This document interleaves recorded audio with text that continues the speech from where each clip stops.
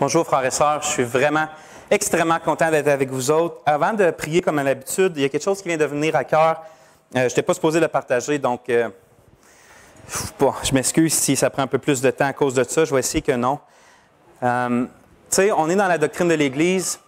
J'arrête pas, j'essaie à chaque fois de donner quelque chose pour qu'on voie l'importance de ce que c'est de parler du sujet de l'Église. Puis cette semaine, j'ai vu un court vidéo qui m'aura montré de l'importance de qu'on sache c'est quoi vraiment l'Église. Puis je vais vous la raconter vite fait. Je ne connais pas le pasteur. Peut-être qu'il y en a qui l'ont vu, c'est sur Internet, c'est sûr, c'est en anglais. Je ne sais même pas si c'est un pasteur ou un missionnaire. En tout cas, c'est un gars qui parle, qui prend la tribune, puis il parle juste un 6-7 minutes. Puis il raconte son expérience quand il était, je pense que c'est en Asie quelque part. Puis j'imagine que c'est comme missionnaire parce qu'il enseignait la Bible. Puis, rendu là-bas, tu sais, il se rencontre, les gens font des centaines de kilomètres à pied pour rester quelques jours, pour entendre parler de la Bible. Ils sont en dessous des toits de tôle, sur un plancher de bois pourri. Ils sont assis là, ça ne leur dérange pas. Ils sont contents d'entendre quelqu'un qui peut leur parler de la Bible. Même, le gars, à un moment donné, il arrive pour prêcher. Puis, tu sais, là-bas, c'est limité. Donc, il donne des Nouveaux Testaments. Il y en avait juste un peu. Fait qu'il en donne à des gens pour qu'ils partagent entre eux. Puis, il dit, bon, tournez dans 1 Pierre tel. Puis, il voit une madame assez âgée en avant. Quand elle entend la référence, elle donne son Nouveau Testament à elle à côté, puis elle dit c'est correct. Fait que là, OK, il est intrigué, il se demande pourquoi. Fait que pendant qu'il est en train de réciter le verset, il jetait un coup d'œil, puis il voyait qu'elle, elle récitait le passage au complet, le chapitre au complet, sans sa Bible. Fait qu'il s'en va la voir après, puis il dit ah, vous avez mémorisé autant que ça, puis tout. Elle dit ah oui, elle dit j'ai mémorisé aussi beaucoup plus, tu sais, puis il dit comment vous avez fait. Mais il dit en prison, on a beaucoup de temps. Fait qu'il dit ben, OK, mais en prison, ils ne vous enlèvent pas votre Bible? Elle dit, bien sûr, c'est pour ça que des fois, en secret, il y a des gens qui nous donnent des petits papiers, des versets, puis on les apprend à partir de là. Fait qu'il dit, mais les gardiens, quand ils trouvent vos papiers, ils ne les jettent pas? Ben, elle dit, oui, c'est pour ça qu'il faut se dépêcher à les apprendre le plus vite possible. Puis, fait lui, ça l'a touché. Mais après ça, quand c'était le temps de partir, il dit à cette femme-là, puis aux autres, il dit, comment je peux prier pour vous quand je vais revenir dans mon pays? Puis tout ça, lui habite aux États-Unis, en Amérique. Puis elle dit, vous autres, vous êtes tellement bénis, vous avez les bâtiments, vous pouvez vous réunir sans peur, vous avez l'accès à toute la Bible tout le temps, puis vous n'avez pas peur. Elle dit, j'aimerais ça que tu pries qu'on soit comme vous, qu'on arrive à être comme vous. Puis là, lui, il prend un recul, puis il fait, ah non, il dit ça, je peux pas. Il dit ça, je ne prierai pas ça. Fait il le regarde, il raconte que les autres les ont regardés un peu comme, ben, pourquoi? Comme, je comprends pas. Puis il dit, ben parce que, il dit ici, vous faites des centaines de kilomètres à pied pour venir à l'église quelques jours. Il dit, chez moi, dans mon coin de pays, s'ils ont plus de 100 kilomètres à faire en auto, ils ne viennent pas. Il dit, chez vous, vous dormez vous assisez sur un plancher de bois pourri, en dessous d'un toit de tôle, puis quand il pleut, ça vous arrose pareil, puis ça ne vous dérange pas. Il dit, moi, dans mon coin de pays, s'il n'y a pas l'air climatisé, puis des chaises rembourrées, il dit, ils ne reviendront pas. Il dit, vous apprenez la Bible par cœur en prison sur des petits bouts de papier que vous devez faire vite. Il dit, chez nous, en moyenne, en Amérique, il y a 2 Bibles par famille, puis on ne la lit pas. Il dit, fait que non, je ne prierai pas pour que vous deveniez comme nous. Je vais prier pour que nous, on devienne comme vous. Puis la vidéo arrête là, puis pourquoi ça m'a touché dans ce que je dis, c'est que, vous voyez, eux, là, de se creuser dans c'est quoi la doctrine de l'Église, c'est se rappeler c'est quoi qui est essentiel à l'Église. Puis ce qui est essentiel à l'Église, c'est pas le bâtiment, c'est pas si on a des bons ventilateurs, si nos chaises sont confortables, si nos planchers. Là, ça ne veut pas dire de ne pas faire de rénovation ou des choses comme ça dans la mesure du possible, mais c'est se rappeler c'est quoi l'important. Cette semaine, j'ai encore entendu un frère qui disait, tu sais, là, il faut faire quelque chose dans nos églises. Comment on fait pour garder les gens? Tu sais, les milléniaux, à cette heure, là, ils ont besoin de plus. Ils veulent plus de services. Qu'est-ce qu'on peut leur offrir? Puis j'étais comme... je venais d'écouter cette vidéo-là. Puis j'étais comme... Fait que c'est pour ça que c'est important de se dire, c'est quoi l'Église selon Dieu? Comment on fait pour attirer les gens à l'Église? Est-ce que c'est nous qui les attirent, premièrement? Puis s'ils sont là, comment on fait pour les garder? Faut-tu satisfaire quelques désirs de leur chair pour réussir à les garder, pour espérer qu'un jour, ils soient convertis? Non, c'est pour ça que c'est important de la doctrine de l'Église. Donc, on va prier, puis on va commencer le message aujourd'hui. Ô Éternel, devant toi, on s'approche humblement, car tu es Dieu et tu règnes sur absolument tout. Tu règnes sur les anges et tu règnes sur les démons et tu règnes sur ce monde et tu règnes sur nos cœurs. Tu fais ce que tu veux, tu prévois ce que tu veux, tu accomplis ce que tu veux, Seigneur, et personne ne peut dire « Oh Dieu, que fais-tu? » Et nous, Seigneur, c'est notre joie. Parce que tu t'es fait connaître à nous, pas seulement comme le Dieu qui contrôle, mais le Dieu qui aime. Et tu l'as prouvé que tu nous aimes abondamment avec notre Seigneur Jésus à la croix. C'est pour ça qu'on est là ce matin. C'est pour ça qu'on va être une Église qui te ressemble. Une Église qui manifeste l'Esprit de Dieu. Une Église qui s'aime. Et je te prie ce matin, Seigneur, d'avoir pitié de cette Église et de moi, puis de nous donner d'entendre ta voix et d'entendre ta parole et d'être changé par tes Écritures. Accorde-moi, Seigneur, d'être rempli de la puissance d'en haut, pas pour être vu, mais pour que ton Église soit édifiée. Sois loué dans le nom de Jésus, dans le seul nom dans lequel on s'assemble. Amen. Donc, frères et sœurs, on continue aujourd'hui notre étude assez large de la doctrine de l'Église, mais de façon plus précise, il y a là 2 dimanches, on a commencé à étudier les dons spirituels dans l'Église. On fait juste essayer de toucher tous les sujets qu'on peut dans la doctrine de l'Église. Puis là, on était rendu dans les dons, puis aujourd'hui, c'est la 2e partie, puis le titre de mon message s'appelle comme ça. Un esprit, en parlant du Saint-Esprit, un esprit, un corps, plusieurs membres. Un esprit, un corps, plusieurs membres. C'est le titre de mon message. Vous allez comprendre assez vite pourquoi ça s'appelle comme ça. Mais permettez-moi de débuter en vous lisant une parabole que le pasteur Mark Dever a écrit. Mark Dever, c'est un pasteur à Washington qui a le ministère qui s'appelle 9 Marks, 9 marques d'une église en santé. Puis c'est là que je m'en vais à Washington en faire une étude intensive en septembre. C'est à son église à lui. Puis, mais il a écrit dans ce petit livre-là qui s'appelle l'Église, un bilan de santé en français, il a écrit une parabole au début de son livre, puis j'aimerais ça vous la lire. Donc, c'est ça la parabole, elle commence. Nez et main, assis à l'église, discutaient. Le culte du matin, dirigé par oreilles et bouche, venait tout juste de se terminer. Main expliquait à Nez que sa famille et lui avaient décidé de se mettre en quête d'une autre église. Vraiment, répondit Nez à cette nouvelle. Pourquoi donc? Je ne sais pas, reprit Main en fixant le sol. Il avait l'habitude de parler moins vite que les autres membres du corps. J'ai l'impression que l'Église ne correspond pas à ce que Madame Main et moi recherchons. Eh bien, qu'entendez-vous d'une Église? Demanda Nez. Le ton de sa voix était bienveillant, pourtant en prononçant ces mots, il savait qu'il n'approuverait pas la réponse de Main. Si sa famille, lui, était incapable de voir que Nez et les autres dirigeants conduisaient le corps dans la bonne direction, le corps n'avait pas besoin d'eux. Main réfléchit avant de répondre. Madame Main, lui, aimait le pasteur Bush et sa famille, et Oreille, qui dirigeait le ministère de louange, était plein de bonnes intentions. Je crois que nous cherchons un endroit où les gens nous ressembleraient davantage, bredouilla finalement Main. Nous avons essayé d'apprendre à connaître les jambes, mais nous n'avons aucune affinité avec eux. Ensuite, nous nous sommes joints à la famille des orteils, mais ils ne parlent que de bas, de chaussures et d'odeur. Ces choses ne nous intéressent pas. Cette fois, Nez le dévisagea avec une consternation évidente. N'êtes-vous pas heureux qu'il se soucie des odeurs? Bien sûr, mais ce n'est pas notre sort. Ensuite, nous avons assisté à l'école du dimanche concernant tous les traits du visage. Vous vous en souvenez? Nous y sommes allés pendant plusieurs dimanches il y a quelques mois. Oh, nous étions contents que vous puissiez être des nôtres. Merci, mais les gens ne voulaient que parler, écouter, sentir et goûter. Nous avions l'impression que vous ne vouliez pas mettre la main à la pâte. De toute façon, Madame Main et moi pensons aller jeter un coup d'œil à cette nouvelle église dans l'est de la ville. Nous avons entendu dire que là-bas, les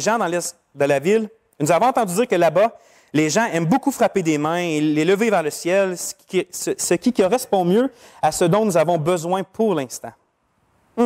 Répliqua Nez. Je comprends ce que vous voulez dire. Nous ne voulons certainement pas que vous partiez, mais je suppose que vous devez faire ce qui est dans votre intérêt. Au même instant, Madame Main, qui est en grande conversation avec d'autres membres du corps, se retourna pour se joindre à la discussion entre Nez et son mari. Mais Main lui résuma brièvement l'entretien et Nez répéta qu'il était triste à l'idée de perdre les mains. Mais il affirma qu'il comprenait la situation puisqu'il semblait bien qu'ici, leurs besoins n'étaient pas comblés.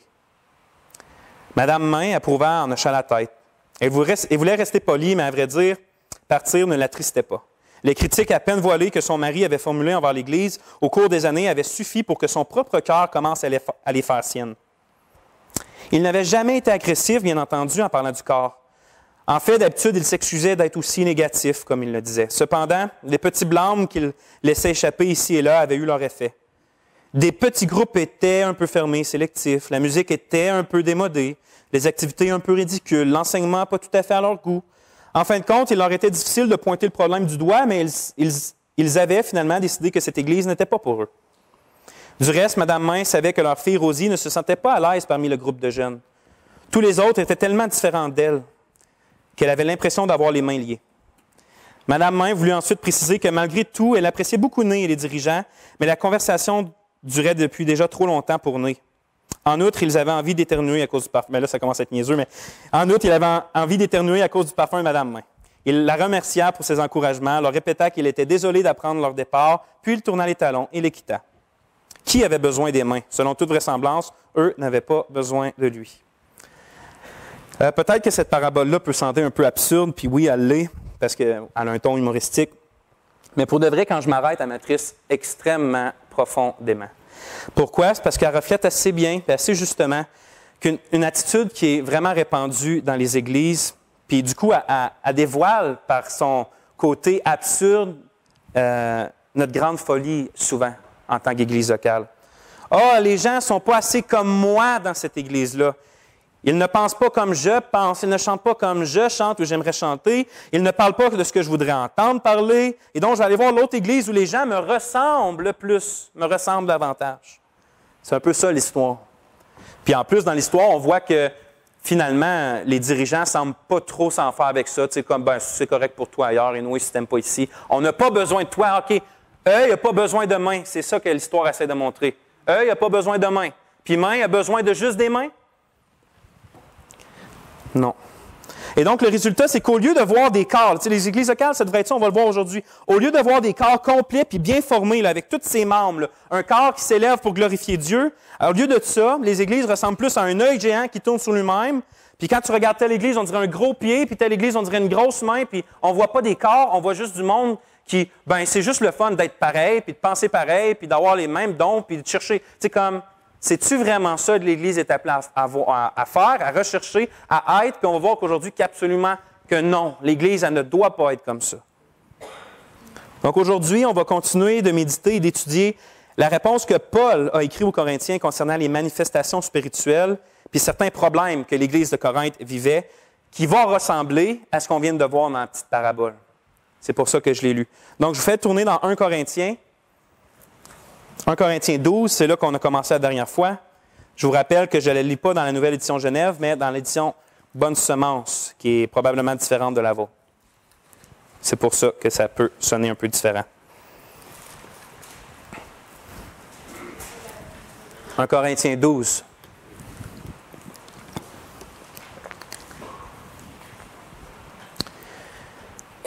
On va lire, la dernière fois, on a lu jusqu'au verset 11. Maintenant, on va lire du verset 12 jusqu'au verset 31. Pour avoir grosso modo le contexte, c'est sûr qu'on n'expose pas tout ça aujourd'hui. À partir du verset 12. « En effet, de même que le corps est un, et qu'il a un grand nombre de membres, mais que tous les membres du corps, malgré leur nombre, sont un seul corps, ainsi est aussi le Christ.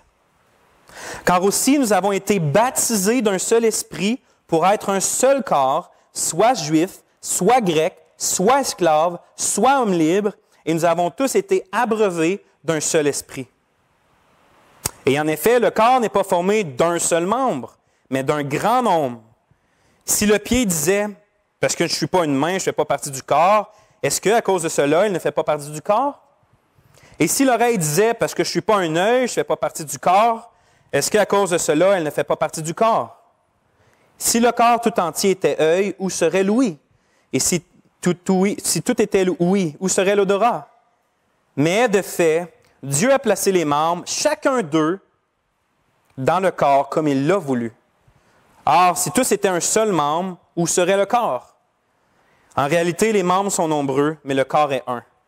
L'œil ne peut pas dire à la main, « Je n'ai pas besoin de toi », ou bien encore la tête aux pieds, « Je n'ai pas besoin de vous ». Bien plus, les membres du corps qui paraissent être les plus faibles sont nécessaires. Les membres du corps que nous estimons les moins honorables, nous les environnons d'un honneur plus grand. Et nos membres qui ne sont pas décents sont les plus décemment parés, tandis que nos membres descendants n'en ont pas besoin.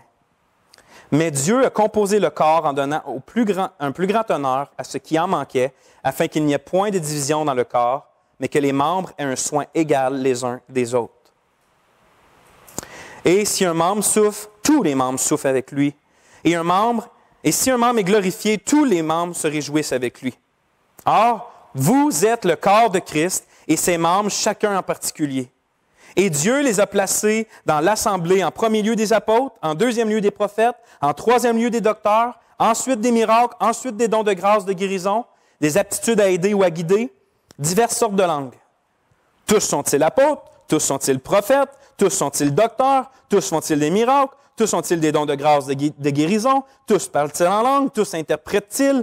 Or, désirez avec ardeur les dons de grâce plus grands, et je vous montre encore un chemin bien plus excellent. C'est sûr que beaucoup de stock là-dessus. On va voir aujourd'hui, on va probablement, Dieu voulant, aller jusqu'au verset 18. Mais avant ça, avant d'exposer ce passage-là, j'aimerais vous poser une question. Vous n'êtes pas obligé de répondre à voix haute. Est-ce que le seul fait qu'une assemblée locale possède des dons spirituels, ou même qu'elle possède tous les dons, est-ce que c'est une preuve que tout va pour le mieux et qu'elle est mature et glorifie le Seigneur? Le seul fait qu'elle a des dons, ou tous les dons. Ou encore, je pourrais la poser comme ça. Est-ce que le seul fait d'avoir des manifestations spirituelles extraordinaires dans une église locale, extraordinaire ce qui se passe là de façon spirituelle, est-ce que c'est automatiquement un signe que l'Esprit remplit cette église-là puis que le Seigneur prend plaisir en elle? Regardez ce que 1 Corinthiens 1, 4, 7 écrit. « Je rends toujours grâce à mon Dieu. » C'est Paul qui parle des Corinthiens. Il commence son épître comme ça. « Je rends toujours grâce à mon Dieu pour vous, à cause de la grâce de Dieu qui vous a été donnée dans le Christ Jésus. De ce qu'à tout égard, vous avez été enrichis en lui, en toute parole et toute connaissance, selon que le témoignage du Christ a été confirmé au milieu de vous, si bien que vous ne manquez d'aucun don de grâce. » Charisma, encore le même mot.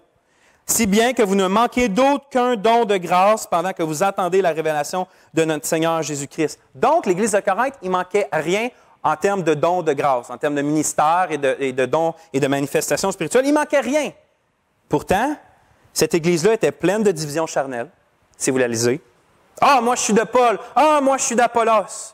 Ah, moi, c'est lui qui m'a baptisé. Ah, moi, c'est l'autre là-bas qui m'a baptisé. » Elle était pleine d'orgueil, était pleine de fornication puis d'immoralité sexuelle, puis aussi de breuverie. Les gens, au repas du Seigneur, au lieu de s'attendre puis de prendre un bon temps de communion puis honorer Dieu, il y en a qui mangeaient avant, il y en a d'autres qui crevaient de faim, il y en a qui se saoulaient. Ça, c'est ça l'Église de Corinthe dans laquelle il manque aucun don. Il manque de discipline d'Église. Des doctrines essentielles étaient mises en doute, comme la venue du Seigneur Jésus, son retour. Puis d'autres doctrines pernicieuses étaient enseignées. Paul va même jusqu'à dire en 1 Corinthiens 15 que certains sont dans l'ignorance de Dieu, je le dis à votre honte. Il y avait des membres de cette Église-là qui n'étaient même pas croyants, qui ne connaissaient même pas Dieu.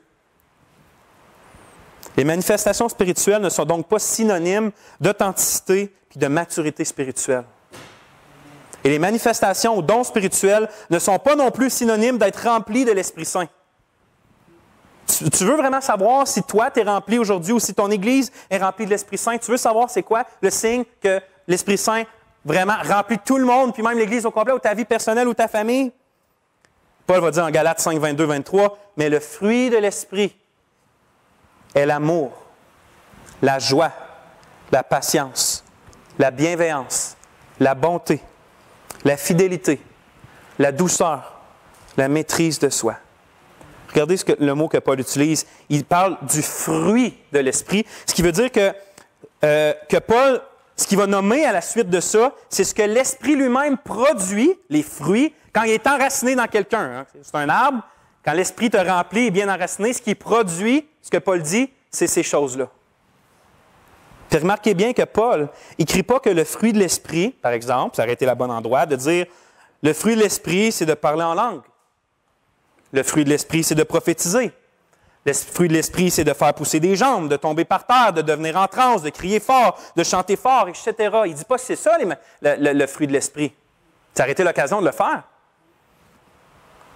Les manifestations spirituelles, même celles qui sont véritables, Les manifestations spirituelles, même celles qui sont vraiment de Dieu. Ce n'est pas ça le test ou la preuve ultime que l'Esprit agit dans ta vie personnelle ou que l'Esprit agit dans une église locale. Rappelons-nous que le Seigneur nous a averti que même les démons peuvent faire des miracles, qui vont en faire et qui vont séduire le monde, puis même les élus, s'ils pourraient, ne peuvent pas. Mais même les élus seraient séduits si Dieu ne les garderait pas. La vérité, c'est que tu vois qu'une église locale est remplie de l'Esprit lorsque les gens s'aiment comme Paul va le décrire en 1 Corinthiens 13, qui est le chapitre d'après de ce qu'on est en train de faire aujourd'hui. Tu vas voir qu'une église est remplie de l'Esprit lorsqu'ils vont se réjouir ensemble en Dieu.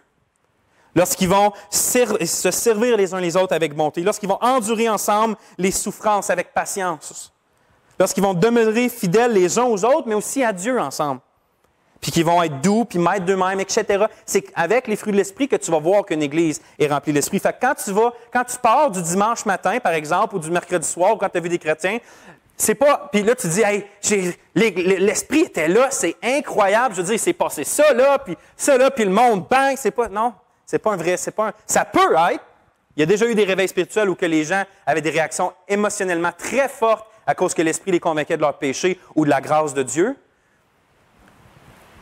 Mais dans une église qui se voit chaque semaine, les mercredis soirs, en général, la plupart du temps, ce que tu vas voir, c'est que, par exemple, il y a le 2 mercredis, on a vécu un moment spécial en bas.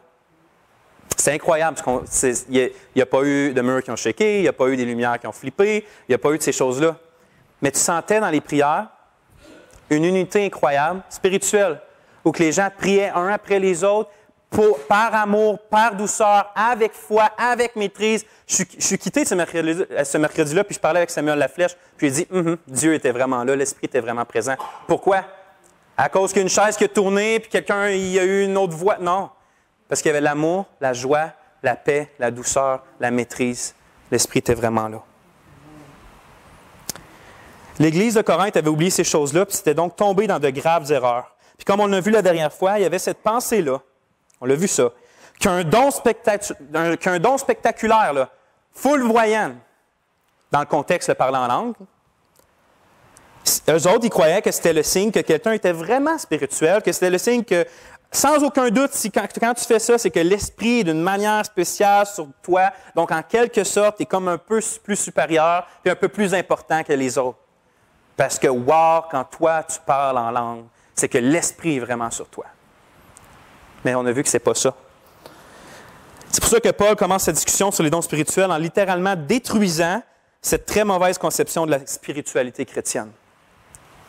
Comme nous l'avons vu la dernière fois, il leur enseigne une vérité fondamentale, puis c'est ça. Celui qui est spirituel, c'est celui qui a l'Esprit de Dieu en lui, puis celui qui a l'Esprit de Dieu, c'est celui qui dit puis qui croit que Jésus est Seigneur, puis qui ne dit pas puis qui ne croit pas que Jésus est anathème. En Corinthiens 12, 1 à 2, 3, 4. C'est ce qu'on a vu. Personne ne peut dire par l'Esprit de Dieu, Jésus est anathème. Personne ne peut dire par l'Esprit de Dieu que Christ est Seigneur, que Jésus est Seigneur. Puis je veux m'arrêter ici pour qu'on saisisse l'importance de ce que Paul a dit, ce que je trouve que je n'ai pas assez parlé la dernière fois. Qu'est-ce que ça implique vraiment, cette parole-là de Paul, que personne ne peut dire par l'Esprit de Dieu, Jésus est Seigneur? Sans l'Esprit de Dieu. Est-ce que tu confesses, c'est une question que je te pose, dis-la pas fort, dis-la en toi-même. Est-ce que tu confesses de ta bouche, est-ce que tu crois dans ton cœur que Jésus est le Seigneur et le Roi d'absolument toute création? Tu dis oui, OK. Mais est-ce que ça, c'est une réalité dans ta vie? Tu dis oui, mais est-ce que c'est une réalité dans ta vie? Vis-tu une vie de soumission joyeuse au Seigneur que seulement un cœur qui a été changé par l'Esprit désire avoir? Pas une vie dans une cage, une vie libérée dans la joie et dans l'épanouissement, à suivre le Seigneur et à se soumettre au Seigneur. Est-ce que ça, c'est une réalité dans ta vie? J'ai une autre question. Si quelqu'un regarde ta vie publique, puis ta vie secrète aussi, est-ce qu'il voit un homme ou une femme, c'est sûr, imparfait, mais qui, par la grâce de Dieu, puis par l'assistance de son Esprit, cette personne-là, même imparfaite, désire le Seigneur Jésus comme son plus grand trésor et cherche à se soumettre de plus en plus à lui en toutes choses?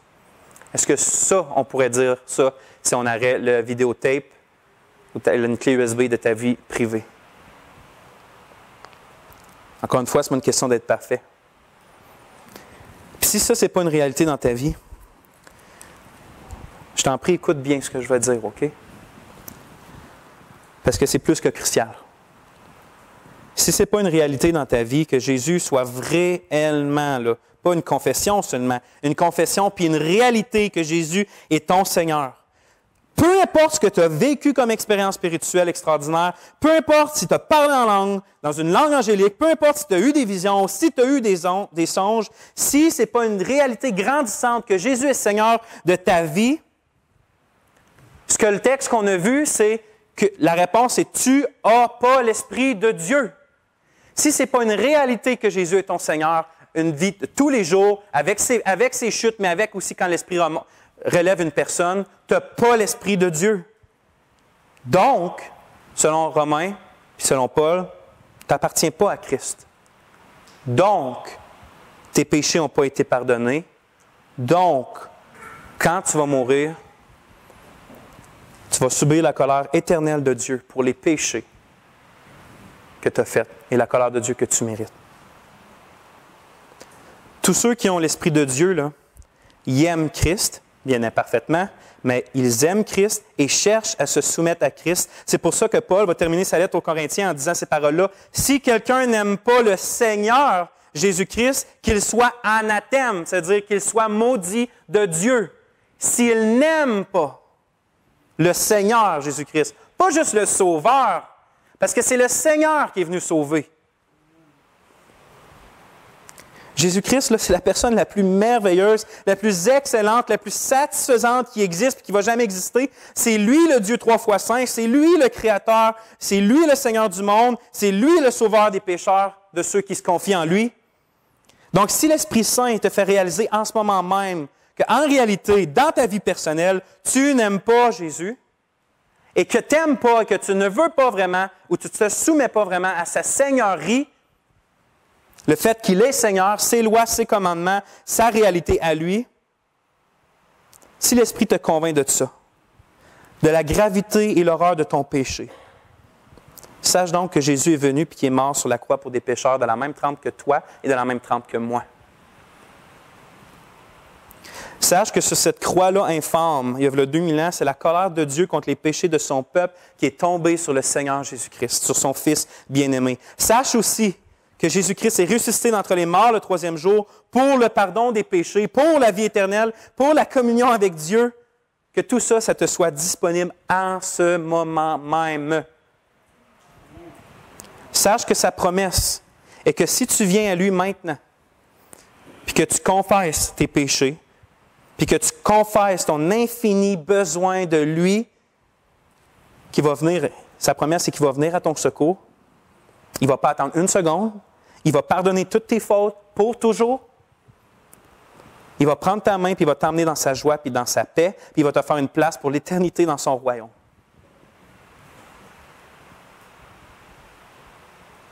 Repens-toi donc de tes péchés, crois au Seigneur Jésus, puis sois gratuitement réconcilié avec Dieu. Je peux rester après le culte si tu as besoin que je reste avec toi, puis qu'on parle, puis qu'on prie. Je vais prier justement. Seigneur, je te remercie pour ces promesses-là de la vie éternelle. Et je sais que c'est ton esprit qui convainc. C'est pour ça que je te demande d'agir dans nos cœurs. Puis s'il y a quelqu'un aujourd'hui qui ne t'appartient pas vraiment, qui ne te prend pas comme Seigneur et Sauveur, et qui ne se confie pas en toi pour le pardon de ses péchés, Seigneur, laisse-le pas partir d'ici avant qu'il ait connu la joie et la grâce et la paix de te connaître et de t'avoir pour lui. Merci. Amen. Donc, la confession et la réalité que Jésus est Seigneur, c'est ça le signe que quelqu'un est vraiment spirituel, selon Paul. C'est-à-dire qu'il a l'Esprit de Dieu. Hein? Si quelqu'un n'a pas l'Esprit de Dieu, il ne peut pas dire ça, ça, ça. Puis si quelqu'un a l'Esprit de Dieu, il va dire ça, ça, ça. C'est pourquoi que Paul, par la suite, il va nommer différents dons spirituels, des versets 4 à 10. Puis là, on n'en parlera pas chacun d'eux aujourd'hui. On les a lus la dernière fois parce que Paul, il ne s'arrête pas pour expliquer c'est quoi chaque don. Donc, je ne veux pas le faire non plus.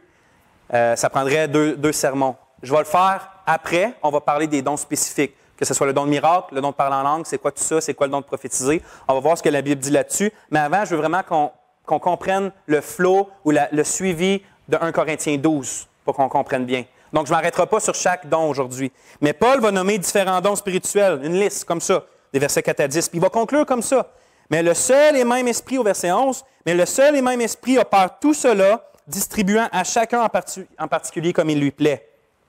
Puis je crois vraiment que l'idée de Paul, c'est juste de ne pas lancer une discussion sur la liste des dons. C'est pas ça son but. Des fois, on arrête là, puis comme son but, c'est pas qu'on s'arrête nécessairement sur chaque don. Je ne crois vraiment pas que c'est ça son but. Mais c'est plutôt de montrer avec quelle diversité le même et seul esprit distribue des dons de grâce. Fait qu'il dit, tel don, c'est l'esprit, tel don, c'est l'esprit, tel don, c'est l'esprit, tel don. Il ne veut pas tant qu'on mette notre attention sur les dons, mais sur l'esprit qui les donne de façon très, très diversifiée. Puis sa logique, c'est donc ça. Si l'Esprit souverain, ça veut dire qu'il contrôle absolument tout, si l'Esprit souverain distribue des dons aussi différents à des personnes aussi différentes, comment osez-vous, vous les Corinthiens, choisir un don en particulier selon vos critères et les placer au-dessus de toutes les autres comme preuve de la présence et de la plénitude du Saint-Esprit? Comment vous osez faire ça, vous autres? Que la preuve d'être un homme spirituel ou une femme spirituelle, c'est de parler en langue. Le même Esprit ne donne pas le parler en langue à tout le monde. Il va donner d'autres dons à tout le monde. Fait que pourquoi toi, tu choisis ce don-là? Pour l'élever au-dessus des autres. Je pense que c'est ça qu'il essaye de faire, Paul, de leur montrer. N'oubliez pas qu'il veut les convaincre. Il veut briser leur mauvaise façon de voir les manifestations spirituelles puis les dons. Avant même de parler, oui, il va dédier un chapitre complet au parler en langue versus la prophétie. Il va parler de tout ça. Et il prend 2 chapitres pour démolir absolument toute leur façon de comprendre la chose avant. Puis c'est ça qu'il faut faire, nous autres aussi. Donc, le but de Paul, c'est de montrer l'entière unité du peuple de Dieu dans la diversité de ses ministères ou de ses dons. Alors, souvenez, ce n'est pas juste les dons spirituels voyants. Toutes les opérations que Dieu donne, c'est-à-dire toute l'énergie, la puissance qui rend capable de faire quelqu'un, de faire quelque chose, ça vient de Dieu. Tous les ministères, les services, ça vient du Seigneur. Tous les dons viennent de l'Esprit. Paul est en train de montrer que peu importe, il veut montrer que peu importe la diversité de toutes ces choses-là, on est quand même, puis on doit quand même être unis. Donc, il veut vraiment que les Corinthiens comprennent ça, puis nous aussi, il faut comprendre ça, pour avoir une saine puis biblique compréhension des dons spirituels, puis de ne pas faire les mêmes erreurs que l'Église de Corinthe. Et là, on arrive au verset 12 aujourd'hui, puis on va voir que Paul, il veut réaffirmer cette idée-là. Il veut continuer d'aller de l'avant pour leur montrer que c'est comme ça qu'agit l'Esprit, puis c'est comme ça que l'Église doit être. Au verset 12, il arrive, il vient de dire, mais le seul et même Esprit, au verset 11, il dit ça. Mais le seul et même Esprit opère tout cela, distribuant à chacun en particulier comme il lui plaît, en parlant des dons. Il dit, en effet, là, il veut ajouter à son point, en effet, de même que le corps est un, en parlant de notre corps physique, de même que le corps est un et qu'il y a un grand nombre de membres, mais que tous les membres du corps, malgré leur nombre, sont un seul corps, donc tu as des orteils, des doigts, des yeux, il y en a beaucoup, là, c'est tout différent, il n'y en a pas un pareil, tout ça, même s'ils sont vraiment diversifiés, puis plusieurs, ils forment quand même juste un corps. Là. Ma main, là, si je me cogne comme ça, si je me cogne le doigt, là, je peux autant dire « Ah, je me suis fait mal au doigt » ou « Ah, je me suis fait mal ». Si je me cogne le doigt, c'est mon doigt, mais c'est mon corps aussi. Si je me fais mal au doigt, je me fais mal à mon corps. Il y a un seul corps malgré les différents membres. Donc, Paul, il dit ça. Il donne l'image, il trouve que l'image du corps va prouver son point de l'unité dans la diversité. C'est pour ça qu'il voit un corps humain et il dit, c'est ça mon exemple. C'est ça mon exemple pour les aider à faire comprendre. Il dit, malgré leurs membres sont un seul corps, ainsi est aussi le Christ. C'est bizarre, on aurait pu comprendre, ainsi est l'Église du Christ, mais Paul identifie l'Église avec Christ comme étant vraiment liée. C'est ce que Paul a expérimenté aussi sur le chemin de Damas. Quand que le Seigneur Jésus lui est apparu, il dit, Saul, Saul, pourquoi me persécutes-tu? Il ne dit pas pourquoi persécutes-tu mon peuple. Il dit pourquoi tu me persécutes moi? Le Seigneur Jésus n'était pas sur la terre à ce moment-là. C'est les chrétiens que Paul persécutait. C'est la même chose que persécuter Jésus. Donc, le corps, la Bible présente le corps. On est, nous, l'Église, le corps de Jésus. On est un avec lui. Il est la tête, il est le chef, il est lui qui donne tout, qui dirige tout, mais nous, on est son corps. On est les membres de lui. Puis là, Paul veut, parce que là, c'est son idée de mettre l'idée du corps. Il veut montrer que, théologiquement parlant, l'idée du corps est bonne. Sur quoi qu'il se base pour dire qu'on est un seul corps avec plusieurs membres. Puis au verset 13, il dit « corps ». Donc, Oui, bon, il y a plusieurs membres, il y a un seul corps. Ainsi en est-il du Christ ou de l'Église. Car la raison, car aussi nous avons tous été baptisés d'un seul esprit pour être un seul corps. Nous avons tous été baptisés de l'Esprit pour être un seul corps. J'ai une question pour vous.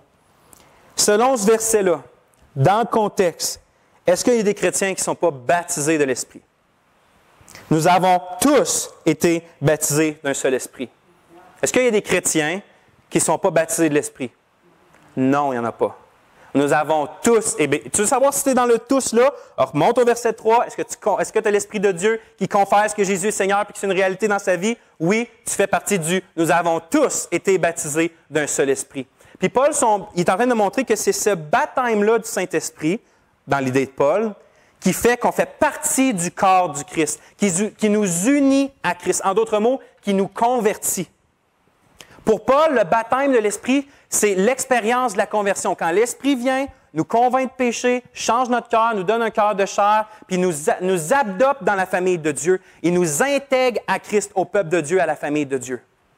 Pour Paul, c'est ça le baptême de l'Esprit à ce moment-là. Puis il dit, nous avons tous été baptisés de l'Esprit pour le corps, pour être intégrés au corps. Donc pour Paul, ça fait du sens de tout dire ça parce que, OK, toi, moi, Carole, Yolande, Louise, tout le monde ici, on avait toutes des vies différentes, avec des backgrounds différents, avec des idées différentes. À un moment dans notre vie, le même et seul Esprit est venu tout nous convertir par le seul Évangile et il nous a emmenés dans le seul et unique peuple de Dieu, qui est l'Église. Est-ce qu'on devrait être unis là-dedans? Yes. Y a-t-il du monde supérieur? Si le même Esprit me convertit, puis le Saint-Esprit te convertit, est-ce que tu es plus supérieur que moi? Absolument pas. On a tous été baptisés du même esprit. Puis regardez ce qu'il va dire après. Soit juif, soit grec, soit esclave ou soit homme libre. Moi, j'ai été surpris quand j'ai vu ça. Parce que je m'attendrais à dire soit celui qui a le baptême, soit celui qui parle en langue, soit celui qui prophète, soit celui qui prophétise, soit celui qui guérit, soit celui qui a la foi. Parce que c'est ça le contexte, les dons spirituels, mais c'est pas ça qu'il dit.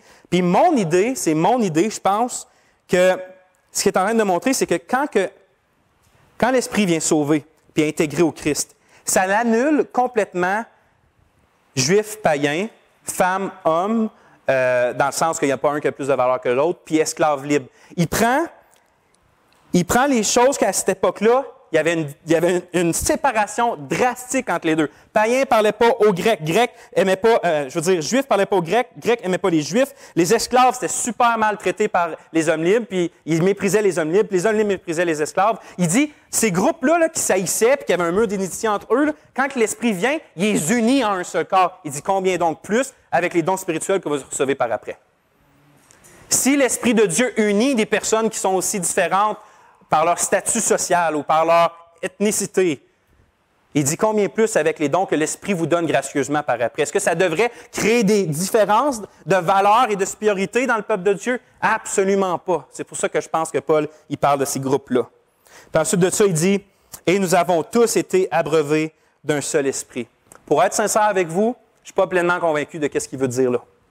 Je ne suis pas pleinement convaincu de ce qu'il veut dire là. Il y a du monde qui voit même le repas du Seigneur là-dedans. Ça, je suis convaincu d'une chose, c'est que ce n'est pas là.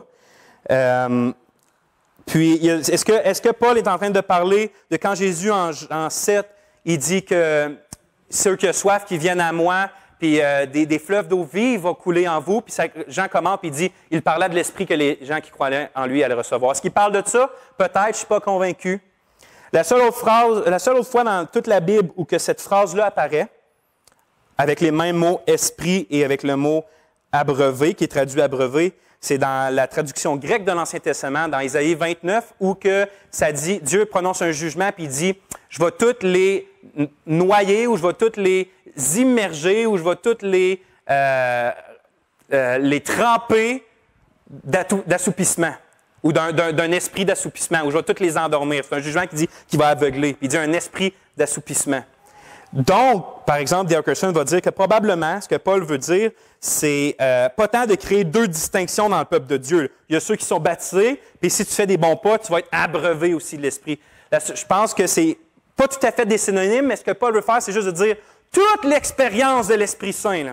Autant quand tu es immergé dans l'Esprit Saint par le baptême, autant que quand il te remplit, autant que toute cette expérience-là de la conversion puis d'être uni au peuple de Dieu, tout ça, là, on a tous eu tout ça. Il dit, nous avons tous été baptisés et nous avons tous été abreuvés d'un seul esprit. Faut que peu importe, moi je ne suis pas sûr du sens de abreuver de l'esprit, mais je sais une chose, c'est que tous les croyants l'ont, puis le but de Paul, c'est de montrer alors, pourquoi des distinctions dans le corps? Alors, pourquoi il y en a qui se prennent meilleur que les autres? Le même esprit qui t'a baptisé, le même esprit qui t'a abreuvé, il a abreuvé puis il a baptisé tout le monde dans ta gang. Tous ceux qui appartiennent vraiment à Christ. Il faut que j'avance. Et donc, basé sur cette doctrine-là que Paul parle, qu'on est tous unis dans le peuple de Dieu, il va tirer sa parabole à lui, son exemple à lui du corps. Puis au verset 14, il va dire, « Et en effet, ça c'est la conclusion, et le corps n'est pas formé d'un seul membre. Et en effet, le corps n'est pas formé d'un seul membre, mais d'un grand nombre. » Ça, c'est nous, comme les dons. Puis on pense, les membres, dans le contexte, c'est les ministères, c'est les dons, c'est peu importe ce que Dieu nous donne, OK? C'est pas tant la personne que ce que Dieu lui donne. C'est tout ce qu'on est avec comment Dieu nous équipe. On est tous différents dans l'Église. Puis là, il dit, à partir de là, je veux qu'on se comprenne bien, je pense que Paul va faire, il va dire que vu que les Corinthiens avaient une mauvaise vision de l'unité et de la diversité du peuple de Dieu, ça l'a créé dans le corps, pour utiliser l'expression de Paul, 2 maladies. 2 maladies dans le corps. Puis par maladie, ce que je veux dire, c'est que ça crée 2 attitudes aussi mauvaises les unes que les autres. La première qu'on va voir aujourd'hui, c'est que ça a créé un sentiment. Certaines personnes dans l'Assemblée de Corinthe avaient un sentiment d'inutilité ou un sentiment d'infériorité. À cause que les Corinthiens mettaient, il y a certaines personnes qui mettaient le don de parler en langue au top. Fait que ceux qui ne parlaient pas en langue, il dit donc, puis on va le voir, je fais-tu pas partie du peuple d'abord? Puisque tu le mets autant haut, puis si c'est un signe que tous les enfants, tous ceux qui sont spirituels devraient avoir. Puis l'autre, donc le sentiment d'inutilité ou le sentiment d'infériorité. Puis l'autre qu'on va voir au prochain message, l'autre maladie du corps, c'est que ça l'a créé aussi pour un autre groupe, un sentiment de supériorité. Ou qui disait, moi je suis équipé comme ça par Dieu, moi je suis spirituel, donc j'ai pas besoin de toi. J'ai pas besoin du pied, parce que moi je suis un œil. Puis Paul va adresser ces 2 groupes-là, parce qu'il ne faut pas que ça existe, ces 2 groupes-là dans l'Assemblée. Aujourd'hui, on va juste adresser le premier, donc je continue. Il dit, au verset 15, là, c'est le premier groupe. « Et si le pied disait, parce que je ne suis pas main, parce que je ne suis pas main, je ne fais pas partie du corps. Je ne suis pas une main, donc je ne fais pas partie du corps. » Paul dit, est-ce qu'à cause de ça, il ne fait pas partie du corps? La réponse, c'est non. « Et si l'oreille disait, parce que je ne suis pas œil, je ne fais pas partie du corps, est-ce qu'à cause de ça, elle ne fait pas partie du corps? » Si le corps tout entier était œil, où serait l'ouïe? Et si tout était ouïe, où serait l'odorat? Mais de fait, Dieu a placé les membres, chacun d'eux dans le corps comme il l'a voulu. Je pense que Paul, la façon qu'il veut guérir cette maladie-là, son remède, c'est 3 points.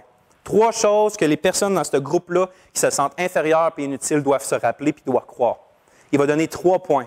Et le premier, c'est que ce qu'ils pensent, ce n'est pas la réalité. Regardez, il va dire... Parce que si le pied disait, parce que je ne suis pas la main, ou je ne suis pas main, je ne fais pas partie du corps. Paul, il répond une question rhétorique que dans le grec, tu es obligé de dire non après. Un non assez fort. Donc, la main dit, parce que je ne suis pas main, je ne fais pas partie du corps, est-ce qu'à cause de ça, il ne fait pas partie du corps? Non! C'est ça que Paul veut. C'est pas à cause que tu... OK, la première chose que Paul veut que tu te souviennes, si c'est ton cas aujourd'hui, c'est que tu as beau penser qu'à cause que tu n'es pas une main, tu ne fais pas partie du corps, c'est pas vrai.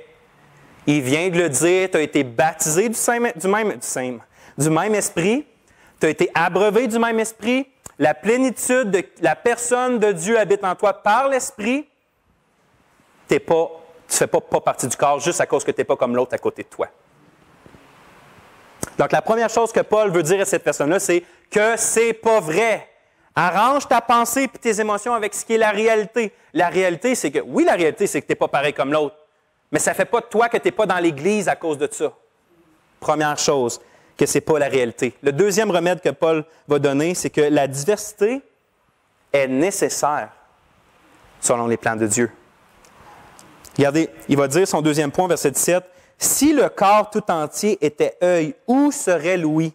Et si tout était ouïe, où serait l'odorat? » Donc, quand quelqu'un pense « Ah, je suis moindre parce que moi, je ne prêche pas, je suis moindre parce que je ne suis pas un missionnaire, moi, je ne suis pas appelé à être un tel, fait que moi, je suis inutile, je ne fais pas partie du corps. » Paul, il répond un peu, il dit « Si on suit ta logique, là, si on suit ta logique, on va tous devenir des missionnaires, on va tous devenir des preachers, on va tous devenir un œil. » Et ça fait-tu du sens, ça, de tout devenir un œil? D'être une boule qui tourne sur lui-même et qui ne fait rien d'autre chose que ça? Non. Fait que la diversité est nécessaire pour former le corps.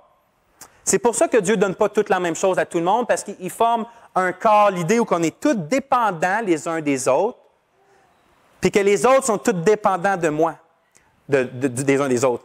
Donc, ce que je voulais dire, c'est que j'ai absolument besoin de chacun de vous qui êtes chrétien aujourd'hui, puis chacun de vous, vous avez absolument besoin de moi.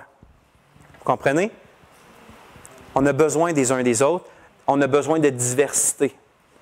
Moi, je n'aimerais pas ça qu'on soit tous des prédicateurs ici. J'aimerais vraiment pas ça. Non, j'aimerais pas ça. OK, bon. Merci les niaiseries.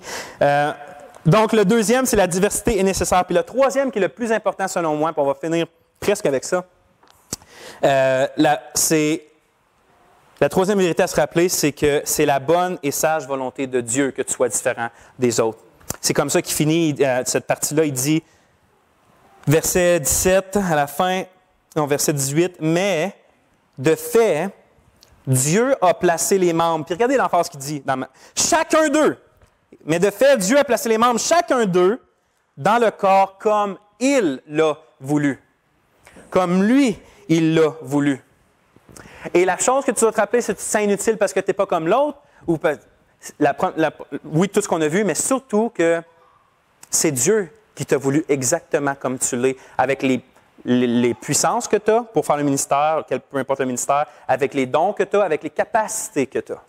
Et de dire, ça ne paraît pas, mais de dire, puis de rester dans cet état-là, de dire « Ah non, je suis inutile, je ne fais pas partie du corps parce que je ne prêche pas comme lui, parce que je ne fais pas la mission comme lui, parce que moi je ne parle pas en langue. » Grosso modo, ce que tu es en train d'exprimer, c'est que Dieu n'est pas sage, que Dieu n'est pas bon, que Dieu n'est pas vraiment au contrôle ou que Dieu il fait du mal.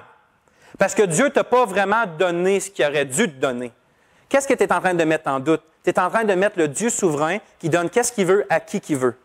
Puis si tu crois que Dieu est souverain, mais que tu crois quand même que tu n'as pas de sens d'avoir les dons que tu as et les capacités que tu as, OK, tu crois en Dieu, mais tu es en train de dire que Dieu n'est peut-être pas bon. Il n'est pas le meilleur pour toi, ce n'est pas le meilleur pour le corps. Donc, ce sentiment-là d'inutilité est vraiment pas bon dans une Église parce que ça ne témoigne pas de bien comment Dieu est sage, est bon, est puissant, est juste et souverain. Ainsi, je vais résumer ce qu'on vient de voir, le remède de Paul pour les sentiments d'inutilité dans le corps est d'abord de dire que ce sont des sentiments ou des opinions qui ne correspondent pas à la vérité. Hein, c'est ce qu'on a vu. Ils sont désynchronisés avec la réalité. Deuxièmement, penser que vous devriez être comme les autres dans le corps plutôt que d'avoir votre propre fonction unique vont à l'encontre de l'idée même d'un corps composé de nombreux membres divers. Hein? C'est la deuxième chose qu'on a vue. On a besoin, dites-vous ça, on a absolument besoin dans cette Église-là de qui que tu es unique. Dans tout ce que tu es, on a besoin de ça. Et si tu t'en vas en disant que tu n'as pas de besoin, aussi nous, on se croit supérieur à cause qu'on dit on n'a pas besoin de toi, comme dans notre parabole du début, on n'a pas besoin des mains. C'est comme ça, je dirais ça. C'est comme si moi, je dirais parce que j'ai des yeux et une bouche, je me coupe les mains, je n'ai pas de besoin. Ça n'a pas de sens.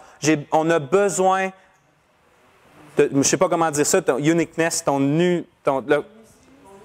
unicité. On a besoin de unicité. Merci, mes soeurs, mes frères. On a besoin de ça, on a besoin de toi. Essaie pas d'être quelqu'un d'autre, parce que si tu essaies d'être comme quelqu'un d'autre, tu n'es pas ce que tu es supposé d'être, fait que nous autres, on est dans le besoin. On est dans le besoin quand tu n'es pas ce que tu es toi, ce que Dieu t'a donné. Troisièmement, et c'est le plus important, le ressentiment à l'égard de vos dons et de votre manifestation unique de l'Esprit est une façon de ne pas faire confiance à Dieu, puisque le verset 18 dit qu'il met toutes les parties où elles sont avec leur fonction unique. Dire que vous êtes inutile, c'est de dire que Dieu est faible ou dans l'erreur ou dans le mal. Il n'est pas souverain, pas sage ou pas bon. Comme toutes les questions, il s'agit d'une question radicalement centrée sur Dieu. Faites-vous confiance à Dieu. Faites-vous confiance à Dieu? Est-ce que vous faites confiance à Dieu d'abord pour vos dons et vos capacités et vos ministères et vos appels? Dans le fond, ce que Paul est en train de dire à ce groupe-là, c'est êtes-vous content? Avez-vous le contentement en Dieu? C'est ça la réponse. Est-ce que tu es content avec ce que Dieu te donne, avec ce que l'Esprit te donne? Tu devrais l'être parce que Dieu est sage et parce que Dieu t'aime et parce que Dieu aime l'Église. Puis là, je n'ai pas le temps d'aller voir, je voulais parler de comment on fait fitter ça parce que Paul, au verset 31, il va dire de rechercher les dons spirituels avec ardeur. Comment je fais pour être contenté puis en même temps rechercher plus? Fait que je vais en parler au prochain message. Mais est-ce que tu fais confiance à Dieu? Si oui, accepte donc comment il t'a fait, parce que moi, j'ai besoin de comment il t'a fait. Puis toute l'Église ici en a besoin. On va prier. Seigneur Jésus, merci que par ton esprit, tu as fait que cette Église est qu'est-ce qu'elle est. On aspire à devenir de mieux en mieux, de plus en plus te refléter. Mais Seigneur, on veut une fois, en ce moment, on veut te dire ensemble qu'on croit que comment tu nous as placés, chacun de nous, c'est la façon qu'on doit être. Et Seigneur, aide-nous à voir quelle part on doit apporter avec notre personnalité, avec les dons que tu nous as donnés, les capacités que tu nous as données. Enlève, s'il y a des gens qui se sentent inutiles aujourd'hui, il y a des gens qui se sentent inférieurs, enlève ça, détruis ça, Seigneur, en eux. Et prépare-nous pour le prochain message qu'on va entendre justement que détruis l'orgueil dans nos cœurs si on croit qu'on n'a pas besoin de chacune des personnes ici. Seigneur Jésus, merci. Merci abondamment. Merci. À toi la gloire. Amen. Merci, frères et sœurs.